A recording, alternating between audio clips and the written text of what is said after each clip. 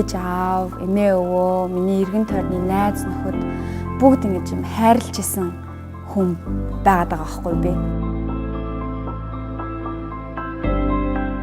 Хайрын дунд өссөн, тийм их эрхчлөөг мэдэрч одоо өссөн энэ эмэгтэй бол яавч тийм юм гундуу ч юм уу, нунж дорой ч юм уу тийм байх юм шалтгаан байхгүй байх гэж би боддог.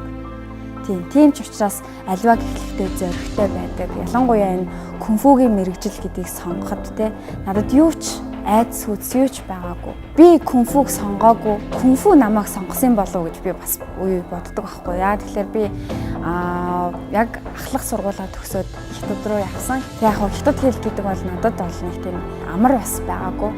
Тэгээд аль нэг соёлоор нь дамжуулж энэ хэлийг сурах хэрэгтэй байна гэж бодоод тэгэд маш олон юм туршсан би.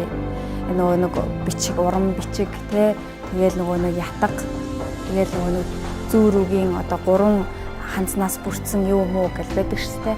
Тэгээд бас миний характерт бас нэг тохирохгүй байсан юм шиг байгаа, нэг тийм сонирхолтой байгаагүй.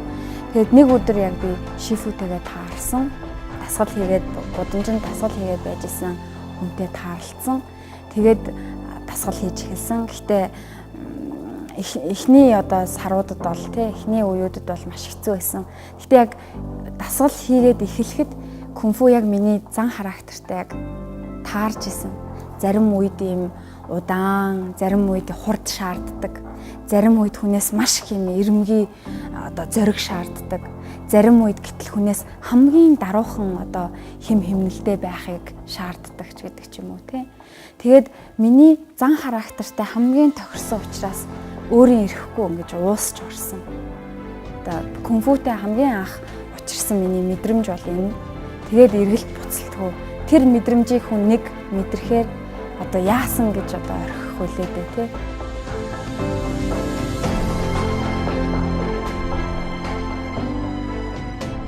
Би одоо сүүлийн 2007 оноос хойш 11 жил энэ спортоор хичээлсэн байна. Хэдүүлэр энэ 11 жилийнхаа туршлагаас ингээд үзэхэд хүн ямар тохиолдолд амжилттай сайхан амьдрдığım бэ? Өөртөө итгэлтэй сайхан амьдрдığım бэ?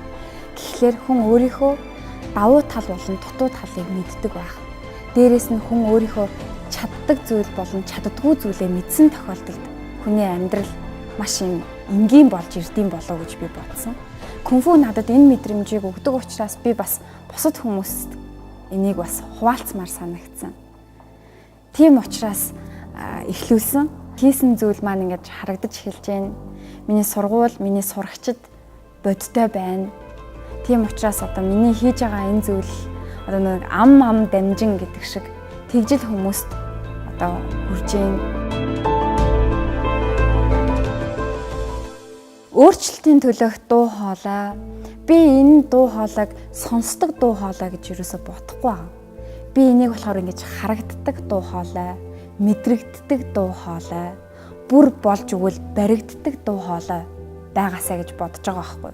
Тэгэхээр миний хийж байгаа энэ зүйлийн дуу хоолой нь миний ажлын үр дүн, миний одоо хүүхдүүдийн боловсролд хэрхэн нөлөөлж байгаа тэр одоо байдал Дээрэс нь үнэхээр би эцэг эхчүүдтэй байнга уулздаг. Тэдний одоо сэтгэгдэл дуу хоолой юм болов. Би нэг үгэнд айгуу дуртай. Тэр нь болохоор гэхдээ англи үг. Би гэхдээ энийг орчуулчих. Англиар болохоор юу гэдэг вэ гэхээр each time a woman stands for herself, she stands for every woman гэж аахгүй. Тэгэхээр энэ эмэгтэй өөрийнхөө төлөө ямар нэгэн зүйлийг хийх болгондоо бусад бүх эмэгтэйчүүдийнхаа төлөө хийж байгаа. Ийм утгатай. Тэгэхээр би эмэгтэй хүмүүс хамгийн түрүүнд нэгнийгээ маш сайхан ойлгодог байгаасаа гэж хүсдэг. Тэр эмэгтэй нарийн, өргөн бүдүүн, эсвэл багш, эсвэл ажилгүй, эсвэл олон хүүхэдтэй, эсвэл хүүхэдгүй хинч байж болно. Хамгийн түрүүнд нэг нэгнийгаа хүлээн зөвшөөрөөсэй гэж боддог.